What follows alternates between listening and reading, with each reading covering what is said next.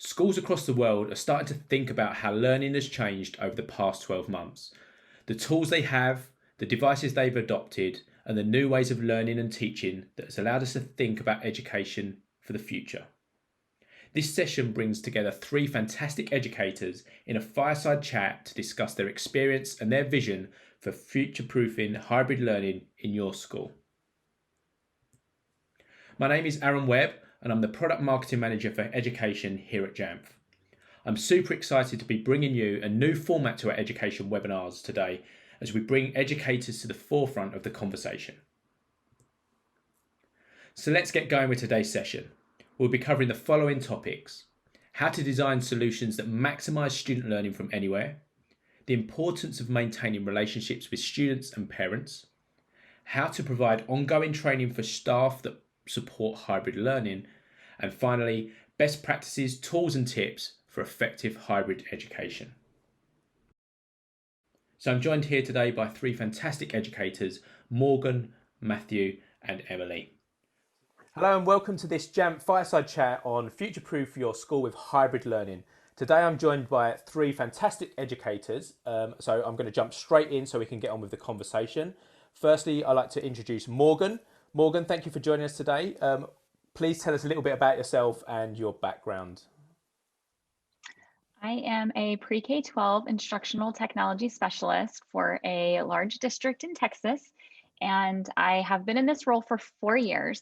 But prior to that, I spent 12 years in the elementary classroom, and many of those years the one-to-one, and kind of figuring that out and making that up as we went, because we started that journey before a lot of people did. So I came into my role now as a specialist when we were looking to roll that out to our entire district. And so I've been here helping shape that and support our teachers and students and families through the changes of first going one-to-one and then going one-to-one and also at home. Excellent. Great to have you here with us today. Matt, thank you for joining us today. Would you like to introduce yourself and tell us a little bit about your background and your role? Yeah, hi. So Matt Pullen, I am a senior lecturer at the University of South Wales. Previously to that, I was a secondary school PE teacher for 12 years. I started using iPods in my teaching back in 2011 and found obviously the impact of those. We grew to then iPad pilots and using those and seeing the impact. And I kind of fell in love with the supporting teachers aspect of changing their practice. So it was less about me and what I was doing. It was more about showing more people the opportunities. And then short story, I now work with future teachers to kind of impact on their understanding before they go into the workplace. So they go in with good habits and hopefully don't pick up the bad habits of teaching that may be a bit more traditional. I am a champion of the underdog as well. I've realized in my time in education, I might have done well in education through a traditional setting, but I know that there's an awful lot of children out there that didn't do well because of the traditional approach. And I think that's where I've seen technology making a huge impact. So now I really will pursue and argue with teachers that say their way works because they get 65% grade success, because I will focus on the 35% that they failed. So that's kind of my avenue with things and the reason why I champion technology. Excellent, thank you. Quick question, when you had iPods, did you wear them around your neck and like those lanyards? No, I never did that. Luckily, as a PE teacher, we had the hoodies with the pockets on the front so that you could hide everything in. So you could have like multiple iPods in your front pocket, like a kangaroo, I guess. But yeah, no, never the lanyard around the neck. No, I wasn't cool enough for that. Great, thank you for joining us today. Em, would you like to introduce yourself? Yeah, and thanks for bringing back the lanyard memory. That was awesome. I'm Dr. Emily Ferozy, and I am a former public school educator here in the great state of Texas. I've taught everything from bilingual second grade to junior senior English, and rounded out my career as a very proud principal of a large middle school here in North Texas. We were a challenge-based campus. We were a one-to-one campus. Another highlight of my career, I loved being part of creating the virtual school for secondary students in a former campus. So very, very well versed in what technology can bring to the table to close gaps, all over, learning gaps, financial, economic gaps, that sort of thing. Very passionate about getting tools into the hands of educators, kids, parents at home. Yeah, it's great. Happy to be here. I'm currently, my role now is with JAMP, and I'm a executive leadership, educational leadership executive with JAMP. Again, it's just a very fancy title for teacher, advocate, that sort of thing. So I'm excited to be here. Excellent. Thank you for joining us today. I'm not going to talk too much. I want to hear from you three and your fantastic experience and your expertise. So I'm going to jump straight into some questions, just ping them around. So let's start. So what are the key factors that you need to consider when designing solutions that maximize the student learning experience from anywhere? So I'm going to put that out to you, Morgan, first. What would you say that the key factors are? So when I think back to when we were planning for our students to take their devices home, previously all of our devices, even though we were one-to-one, they stayed on campus. And so we really had to think about, what our students can do with, that face-to-face support versus what is that going to look like when they're out there on their own and they're interacting and they're learning, but they don't have that same support. So I think streamlining and simplifying is really important. So really focusing on core tools that can do a lot. So where you can maximize tools across many different grade levels in all content areas, things that offer students a lot of options for creativity and different kinds of products and utilizations, so that they're really focusing on knowing a core group of tools deeply and knowing those really well instead of trying to learn 20 different things and then which tool for the job. But also I think offering students options that work offline as well.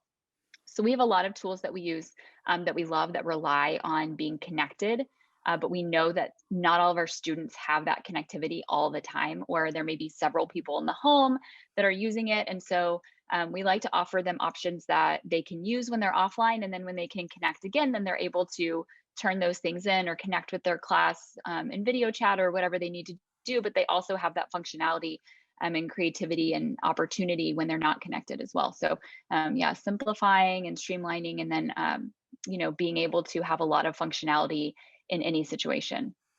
Yeah, that's something that I've experienced when I've been sort of training schools, and in my experience of schools tend to go for lots and lots of apps, and actually it works better when you can streamline it, those core set of apps. It makes it easier to train the staff. It makes it easier for the children to understand what tools they need to do. And there's so many exciting workflows that you can get out of those as well when you start being creative. So 100% agree with that streamlined process. No, I mean, we definitely learned that the hard way. In the beginning, it was like, well, you have to support teachers by giving them everything they want and everything they think they need. That was kind of our messaging, but they realized that wasn't supportive because it was just overwhelming for them and for the students. And so then, reining that back in and then focusing was really helpful. And then, they can still turn in their things on, Seesaw or Google Classroom when they connect, but maybe they can use other tools when they're offline, whether they're creating something, just taking photos or using clips or Keynote, and then they can, turn those in on those other platforms when they can. Perfect. Matt, what would you say is the key factors for you in terms of like maximizing student learning from anywhere? I mean, I'd echo everything that Morgan has said. I think that idea of students having the right tool for the job that they're doing doesn't mean having a million apps, because that's just unfeasible. And the biggest issue that causes is that the teacher becomes an IT teacher in every subject, and the subject content gets lost because actually you spend most of your time teaching them how to do things. The other thing around the idea of having a core set of apps is that you then have to be critical in your choice of what you're going to do and how you're going to do it, and you learn something to a much deeper level. And I think that in itself encourages students to think deeper about what they're doing and why they're doing it, rather than, well, we're just going to do a pic collage today or something. Why are we doing that? Well, because we've just got photos. Well, actually, you could have done that in Keynote, but then you could have taken it further because you could have used the drawing tools, and you could have added voice, and you could have, and that choice suddenly becomes huge. The other thing is just children not being distracted by things. And there is that issue of, if you have a million apps on your device, it's the simple things of having to swipe through to find the app. Yes, and we know you can do the find a window and spotlight and do all of that. But actually, sometimes that distraction of just scrolling through, one, it's wasted time. And two, oh, well, all of a sudden that app looks more fun, I might jump into that. So that the opportunities to just kind of creatively scaffold or constructively scaffold what you want the students to do, because the danger of having so much choice is that you don't know where to start. The danger of having a blank canvas is equally you don't know where to start. So that you need the scaffold, but you also want the students to have an element of freedom to be themselves. And, we'll talk about diversity, I'm sure, as we go through our chat today, because I'll always bring up diversity at some point. But we want students to be free thinkers. We want them to have, themselves at the heart of it. Personalized learning is about them being themselves. And with that, giving them technology that allows them to actually have a voice. I'm assuming globally the term student voice is something which everyone can relate to. But I do sometimes wonder if we fully give students a voice. We might say we give students a voice, but if we ask them to type it down or write it in a book, that might be a barrier. But if you actually give them a device which allows them to record their voice, you can actually give students a voice. And that can be a hugely powerful thing, be it a barrier to learning because they're young and they can't write something yet, or it's a learning need, or just because it's a student who just has a lot to say for themselves but won't write it down, and we judge them by what they write, and actually they probably could talk about the subject for hours on end and be at the font of all knowledge. So I just think it's just creating a space that allows students to actually flourish and be themselves. Great.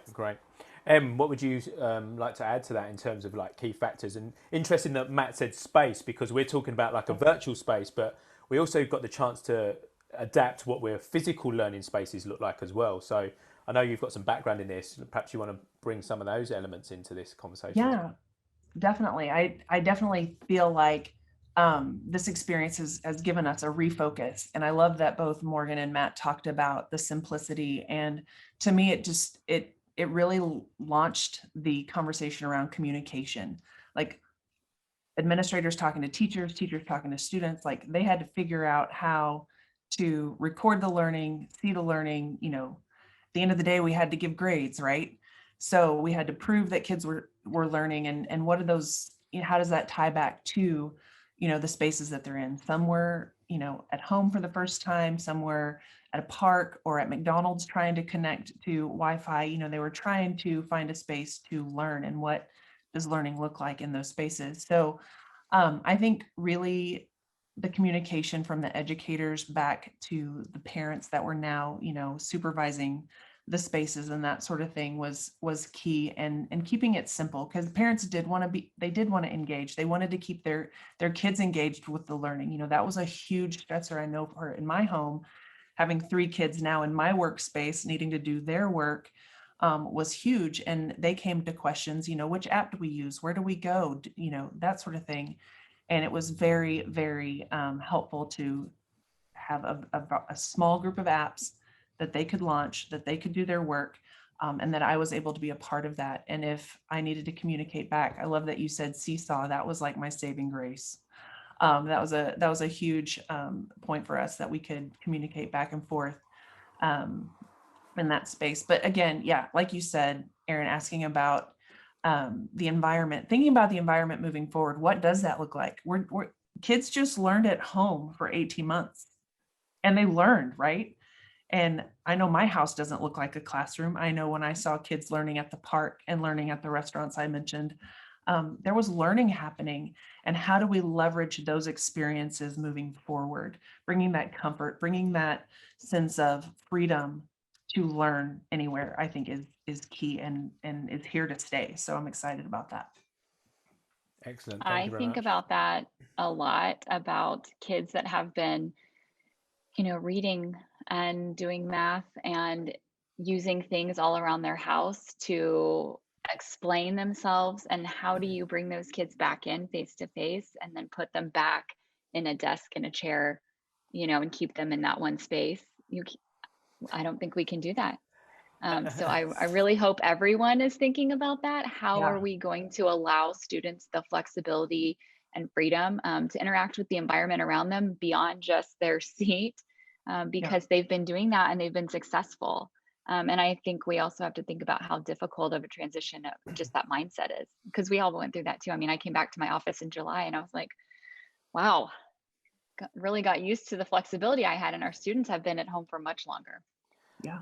And also that flexibility of like, I know the schools that I've been in is like maths is taught at this particular time every day, and some people don't learn that way. Like their minds might focus better in the afternoon, and but this is the time we're going to do this. So it'd be interesting to see how that develops. About perhaps having a menu. I know Matt, you've worked with schools or been in contact with schools that offer that sort of solution.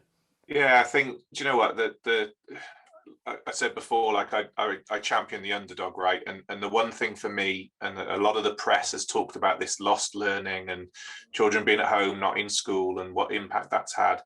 I can talk personally from the fact that I'm the father of a lad who did exceptionally well homeschooling. Not because I was anywhere near him. He had access to the tools. To your point, Aaron, about learning at certain times, he struggled with maths hugely in face-to-face because he just needed a little bit of extra time. And what did home learning give him? It gave him more time. He didn't have a bell that went off after an hour that said, you've got to stop doing maths now because you've got to go and do history. He spent an extra 30 minutes on it. And when he got to history, because he didn't find that a problem, he spent less time on it because he didn't need the time. And actually, you know, as an 11-year-old, he was able to manage that time, manage that space, manage the tools that he needed. He was able to, you know, create things in a different way that showed his knowledge and understanding of things. He is an 11-year-old boy. He is a reluctant writer. I don't know whether that's a global thing. I'm sure it probably is. But all of a sudden now he had different ways to express his writing, and he was writing visually, he was making videos, he was telling stories, he was doing stop motion, he was telling, you know, these things. And none of this, by the way, was asked for by the school. It was prompted by the activities set by the school, but he was allowed to do it in a creative way. The one thing that possibly changed on the return to classroom, and this is where I've seen the negative impact, is unfortunately the device, in his case an iPad, stayed on his desk when he went back to school, because his school doesn't do the technology enhanced learning in the classroom. And he's felt straight away that disconnect from choice. He now, to your point, Morgan, all of a sudden now has had all of those awesome things that he could learn with. I remember one lesson, I say lesson we did, it wasn't, we cooked food, but he did it as a maths lesson. That's a lesson. Yeah, he was doing ingredients, he was measuring things, he took photos of the stages, he created a recipe book in numbers, which anybody could copy, because he wanted to send it to his grandma to say, look, if I come over, can we make this? Here's how to do it. Here's the recipe you need. Here's all the table of ingredients and the measurements of each ingredient. It's full of maths. Yet he hated maths, by the way, remember, he struggled with maths. But at home, maths was not maths, it was real maths, because he was actually able to explore it. To your point about the kind of choice approach, Aaron, that for me has been something that schools hugely benefited from, the ones I've worked with, where, you know, again, I think Morgan, you mentioned the offline kind of approach to things as well.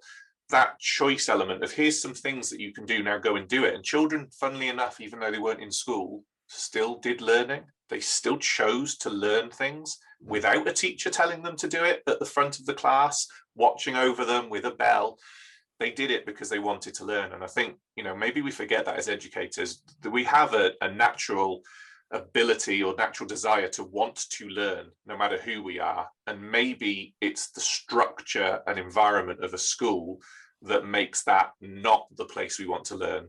But the second we leave it, all of a sudden we want to learn more, you know, we want to do so much. And maybe there's something there in changing that environment that's going to be really important. And the lessons we've learned from a hybrid world should be taken back into the classroom. Yeah, and that definitely lends itself to sort of my next question, which is like maintain those relationships between like not only students but the parents as well, because obviously children being able to learn anywhere, parents are now sort of also becoming facilitators of learning. So Morgan, how sort of like important is that in terms of parental relationships between the student, the parent, the teacher? How's that sort of developed in your school? Well, especially my time in the classroom being in elementary, that parents were always an essential piece, and that communication was always there. I mean, it was always essential, but I think that was obviously highlighted because parents became those learning coaches.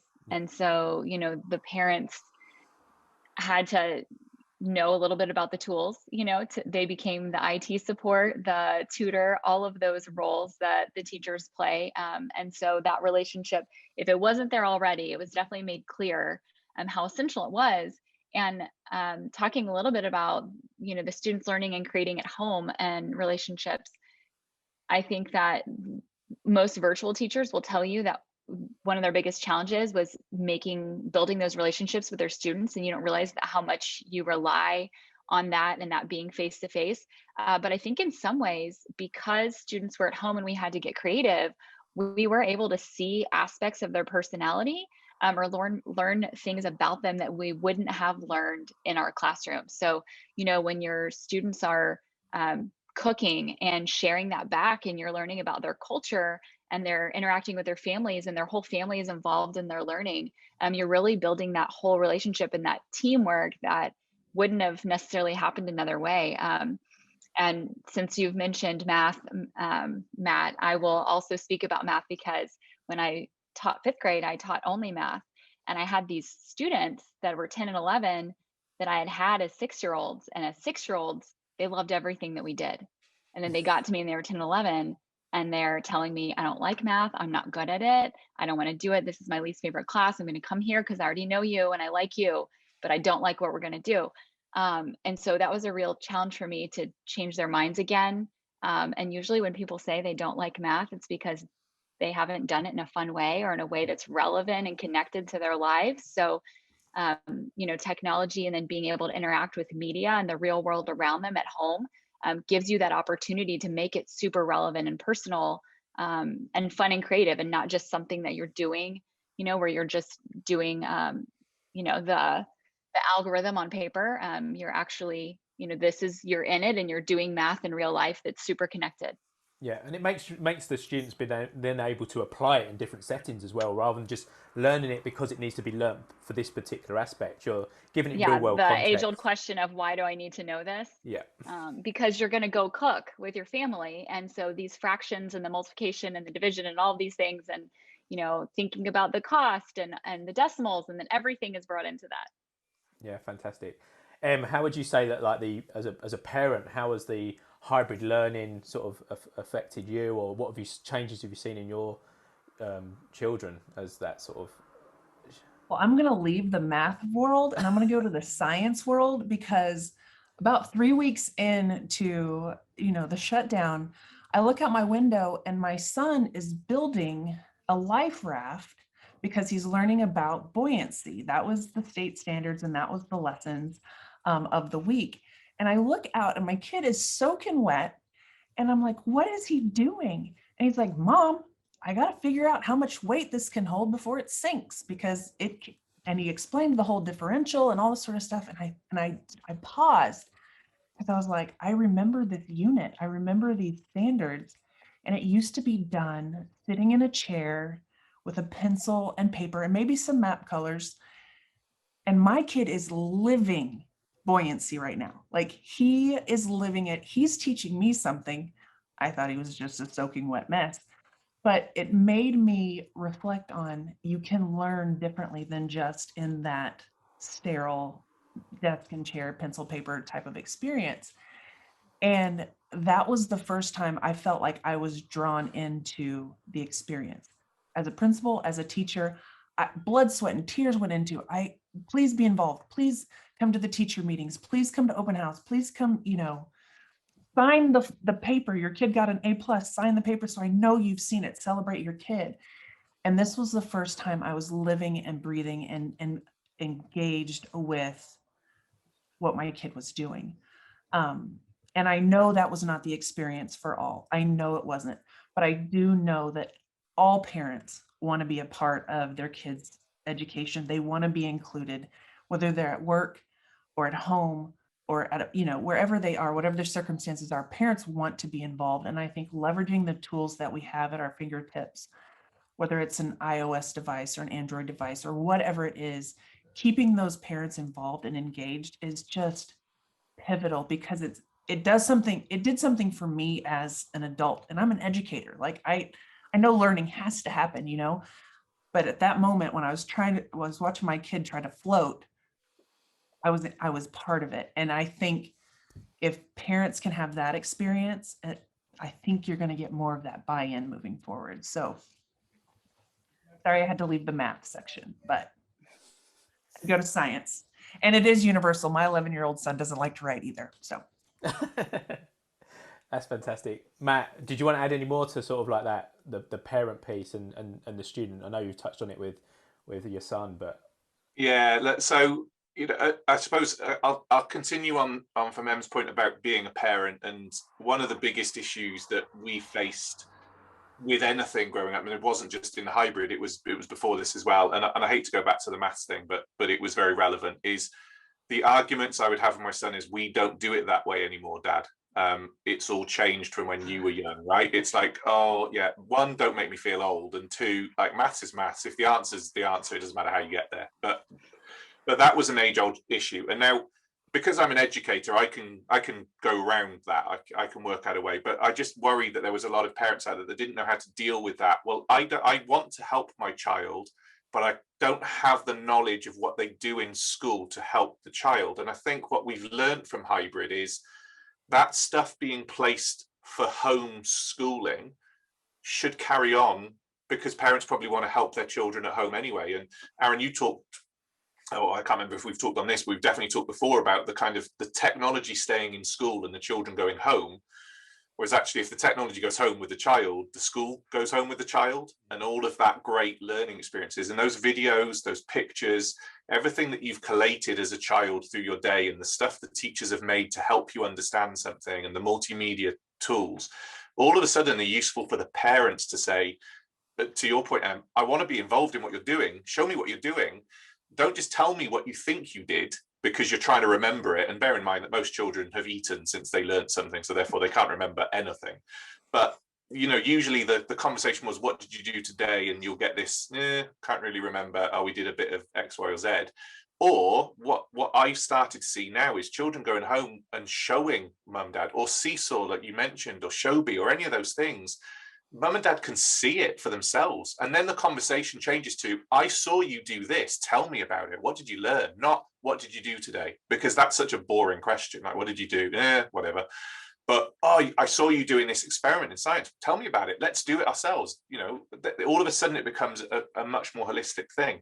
And then I suppose to a kind of more selfish but very proud moment, when we hit hybrid learning, remote learning in the first lockdown in the UK, because my students have been exposed to how to teach with technology, within probably 3 weeks, 3 of the really digital techie, loved everything to do with using the iPads, had created their own science YouTube channel for home learning. And they were making home-based experiments that parents could watch the video with your children and have a go yourself. It's all stuff that you'll find in your house.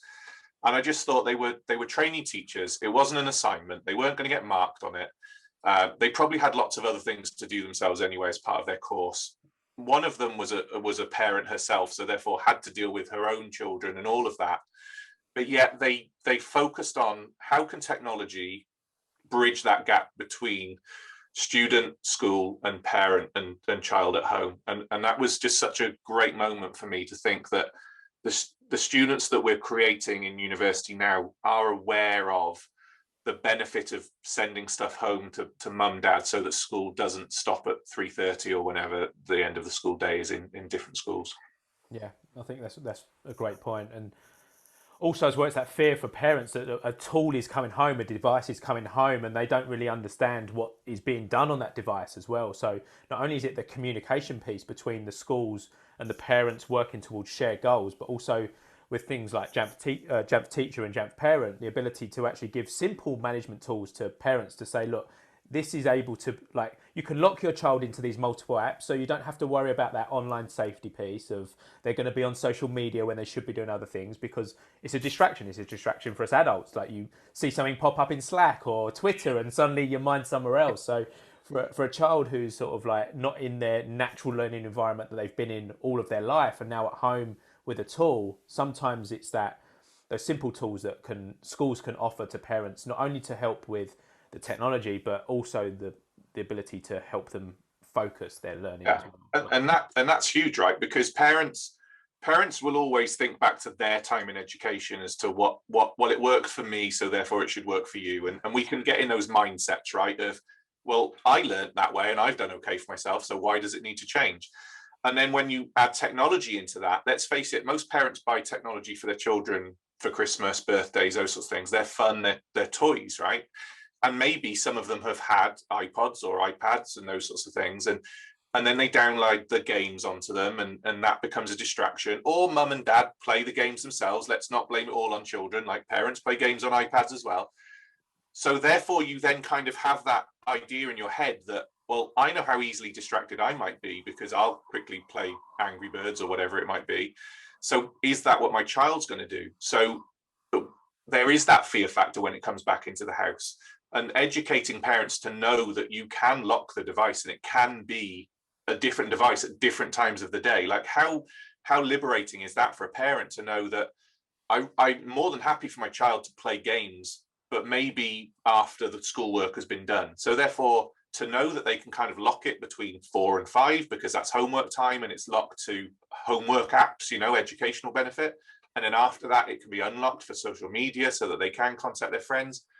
Absolutely. How liberating is that for any parent to know that my child who wants to sit in their room and get work done is not going to be doing something that is a distraction? Let's face it, kids are kids. They're going to want to kind of break the rules because that's what being a child is all about. But at the same time, parents don't necessarily want that, and we want independence for children, and at the same time, we kind of want to keep them safe, and that's probably the more important thing, is the safety element. So.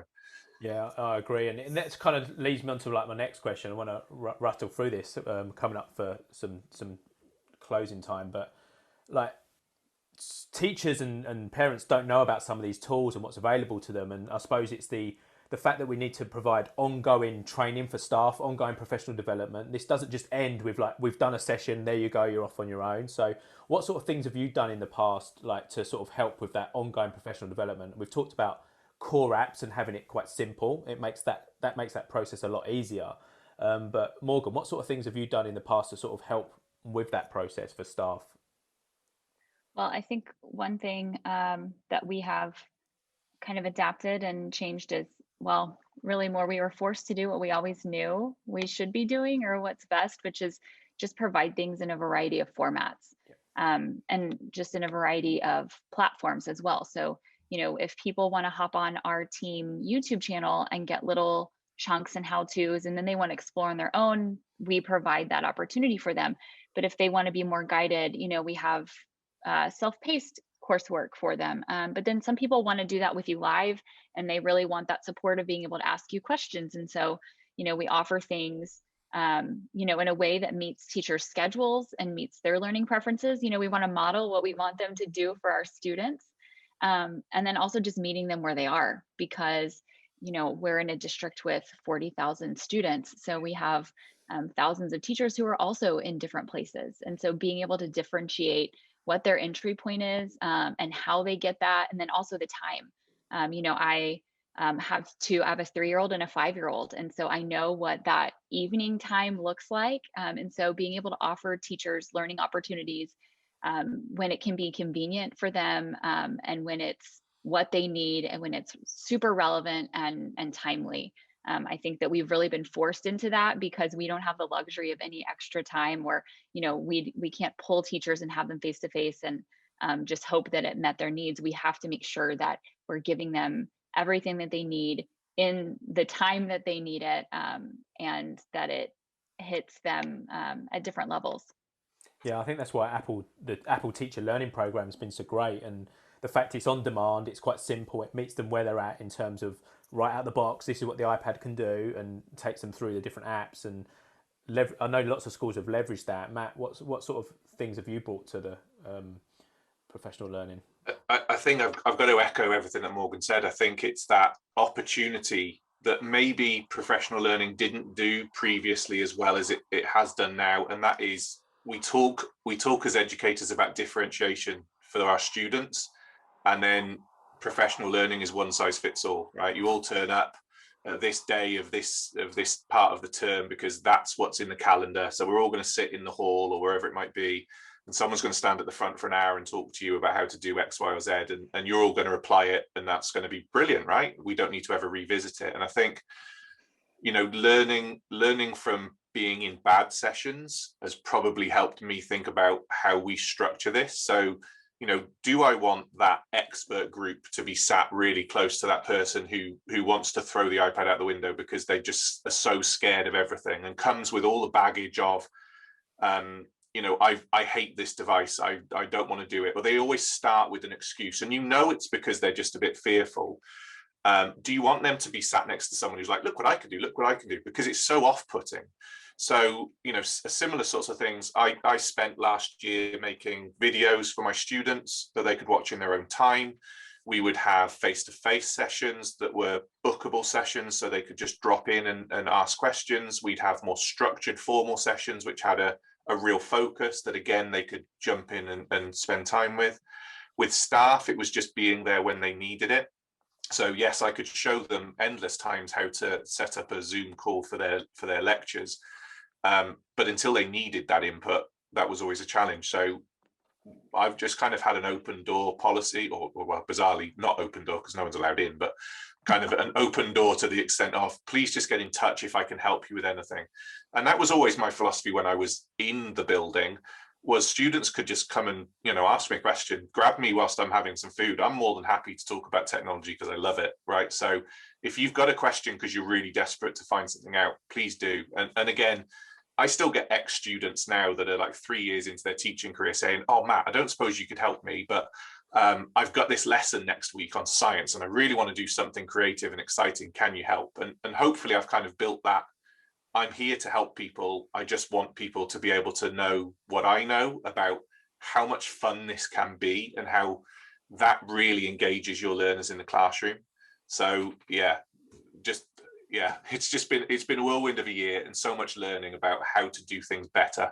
And I'm sure I'm not perfect now, and I'll keep learning about how to do things better going forward. But it's just different things for different people. Know the audience, I guess, is the short version. Like, know who you're talking to and how they need to be helped. That's perfect. Thank you very much. I'm going to probably wrap it up there because I see Morgan is there on the move. She's live in school, moving around. So thank you very much all for joining us. That's been absolutely fantastic. Now. You're all good. Look, we're seeing a live what this actually looks like in real life. This is I know. This is great. It's like, should we shoot now to some students and see like learning actually happening? Well, unfortunately, no students here. This is my open. This is our office. But when I came in here, no one else was out there. And then somebody acted like they needed the room, but I couldn't ask. And so then I tried to go back to my spot, but now everyone's back in theirs and it's all open concept. And anyway, but then I came back and there's no one in here. Anyway, yeah, I thought I had to move, but I'm good.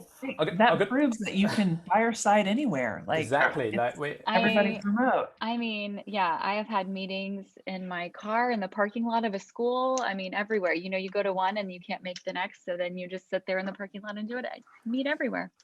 Yeah. I'm going to close up and I'm going to ask you like one closing question just quickly is like, if you could have one thing that you could make, that you could bring to sort of the perfect hybrid deployment, what would it be? What that one factor that, taking everything that we've done, what's missing and what could you add to that to sort of make it what for you would be the perfect deployment? Matt, do you want to? Yeah, for me, it's just something that removes any barrier for students, and that includes, I think, someone said like, why do we do this? Like, just remove any concept of it being for something that isn't relevant to a child. Like, exams cannot be a reason why you learn. That's just hopefully a measure of how well you've done. But equally, then it shouldn't be the end point. It should be part of the journey. So just choice for students to be able to excel. I want a world where students can go to school and be able to show what they are fully capable of, not what the outcome measures them at. And writing is one example of that. And I'm not saying writing is not important. What I'm saying is, if you've got a child in science who knows an awful lot about fossils or something, then don't judge them by their ability to write it in a book, because that for that student then becomes something which doesn't show that they are really capable learners. It just shows that they're not very good at writing it down. That's all it shows you. So just that's what I'm desperate for, is the right tool to allow students to succeed. Cool. And what would you say? I would say I just hope we don't forget everything we've learned through, remote learning, hybrid learning, that sort of thing. Kids can learn in a different setting. Kids can use a tool. They are responsible. They are smart. They are creative. They're inquisitive. They're amazing little human beings. And I hope we don't lose that.